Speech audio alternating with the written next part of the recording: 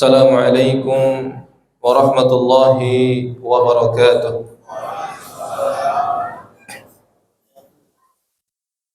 Alhamdulillahilladzi bi ni'matihi tatimmus shalihat.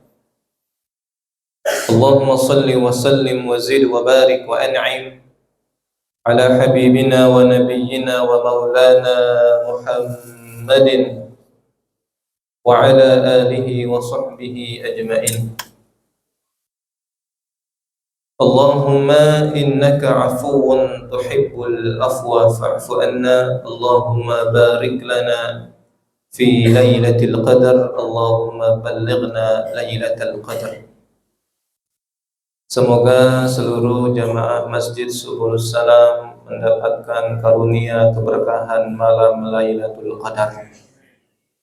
Malam spesial, malam 27, malam yang diyakini oleh sahabat Nabi Ubay bin Ka'ab radhiyallahu anhu, sampai-sampai beliau berani bersumpah, wallahi demi Allah, malam 27 itu sangat besar peluangnya datang malam Lailatul Qadar.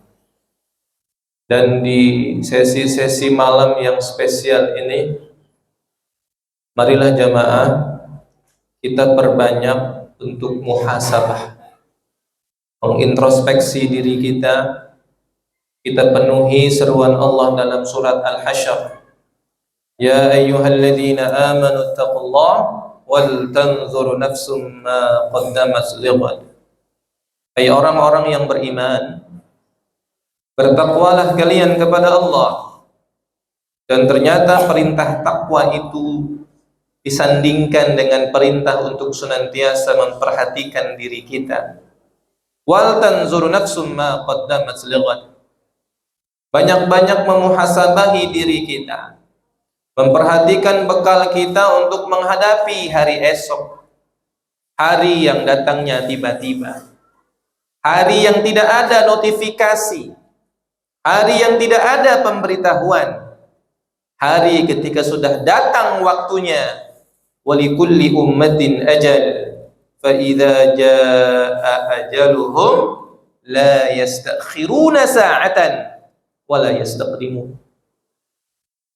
Ada di dalam biografinya Imam Syafi'i, dalam manaqib beliau, murid Imam Syafi'i Al-Muzani rahimahullah menceritakan tentang akhir hayat Imam Syafi'i.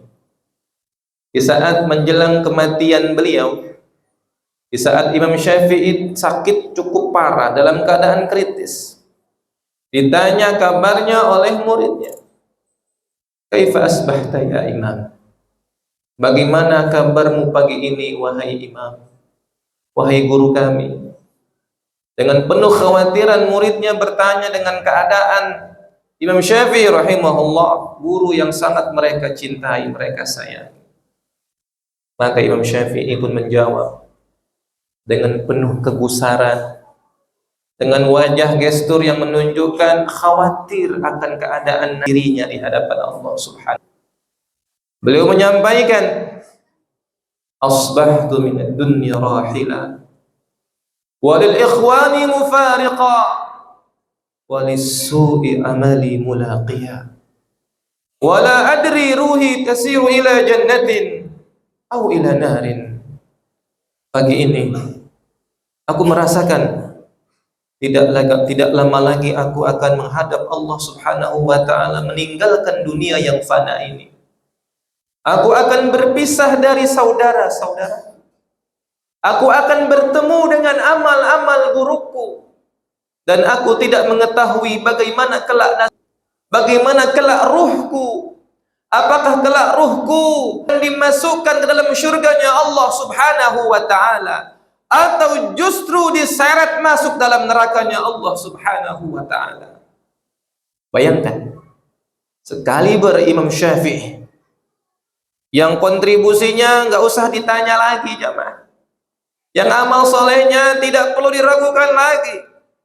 Di akhir hayatnya beliau masih merasakan kondisi belum pantas, belum cukup bekalnya.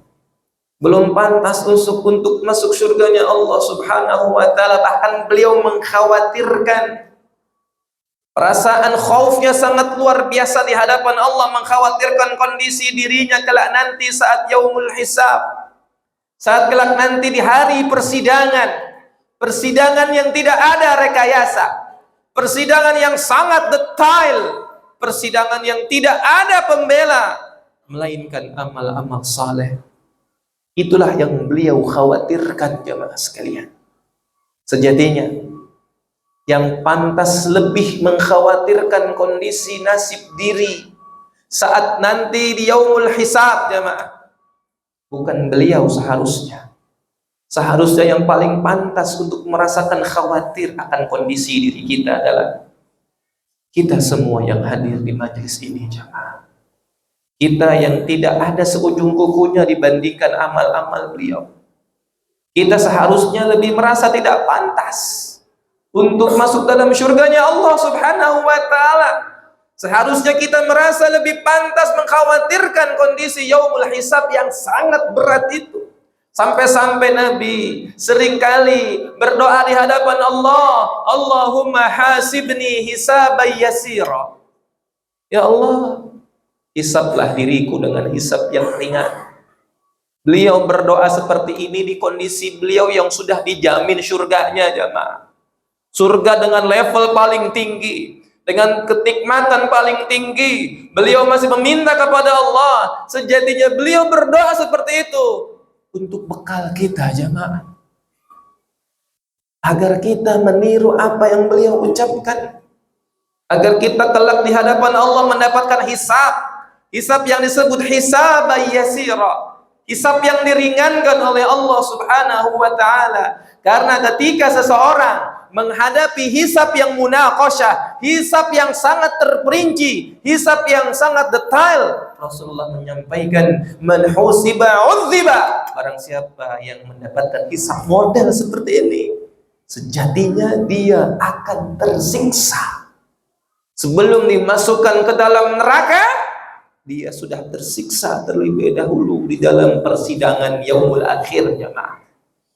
Persidangan yang tidak mungkin bisa dibayar, persidangan yang tidak mungkin bisa diatur, persidangan yang tidak mungkin bisa direkayasa. Sampai-sampai banyak orang yang dulu punya power, punya kekuatan, punya semua untuk bisa diatur. Wa amma man utiya kitabahu bishimalih yaqulu ya laitani lam uta kitabiyah wa lam adri ma hisabiyah ya laitaha kanatil qadiyah ma aghna anni maliyah halaka anni sultaniyah ma aghna anni maliyah. Sudah tidak ada manfaatnya lagi uang yang aku punya. Orang-orang seperti ini mungkin dulunya dengan uang yang dia miliki bisa mengatur semuanya. Halaka anni sultaniyah, sultan yang aku punya, power yang aku miliki, dulu bisa mengatur segalanya. Namun kelak nanti di hadapan Allah, ya laitani, celaka, sungguh.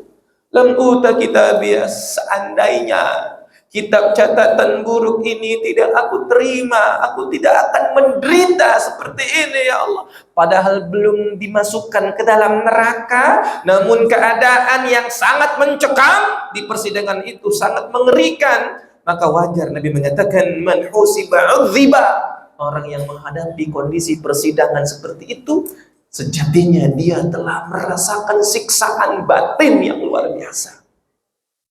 Bayangkan, jemaah, ketika kita menggambarkan persidangan di dunia saja, ketika seseorang duduk di kursi menjadi terdakwa, diinterogasi oleh jaksa, ditanya oleh hakim, diliput oleh media, wajah tertunduk, banyak yang depresi, overthinking, stres, bahkan berakhir menjadi gila. Kenapa? Semua dibongkar, intimidasi, pertanyaan yang sangat memberatkan, dipermalukan di hadapan banyak orang. Persidangan dunia saja sudah membuat banyak orang keringat dingin, jemaah. Terlebih lagi di yaumul hisab. Maka Umar bin Khattab berpesan untuk kita semua, hasibu anfusakum qabla an tuhasabu. Banyak-banyak introspeksi diri sebelum kita menghadapi hari hisab yang sebenarnya. Hari hisab yang sangat mengerikan, hari hisab yang sangat mencekam jamaah sekalian. Maka malam 27 ini jamaah, nanti kita ketika di keheningan malam, di sepertiga malam terakhir, kita bersimpuh di hadapan Allah di waktu-waktu mustajab. Kita introspeksi, kita menyadari kekurangan diri kita sambil kita melakukan pertaubatan di hadapan Allah, membaca istighfar sebanyak-banyaknya, membaca doa yang dianjurkan Nabi sebanyak-banyaknya jamaah. Mudah-mudahan dengan kita melakukan apa yang Allah sampaikan dalam Quran ini, untuk senantiasa wal tanzur nafsum ma qaddamat lighad, menjadikan kita insya Allah akan menjadi pribadi yang lebih baik lagi.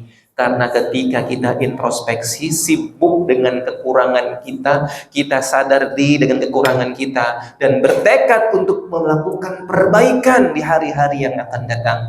Semoga Allah hadiahkan kepada kita akhir hidup yang husnul khatimah. Allahumma inna nas'aluka husnul khatimah wa na'udzubika min su'il khatimah. Demikian jemaah sekalian, Allahumma fiq ila aqwamit thariq. Assalamualaikum warahmatullahi wabarakatuh.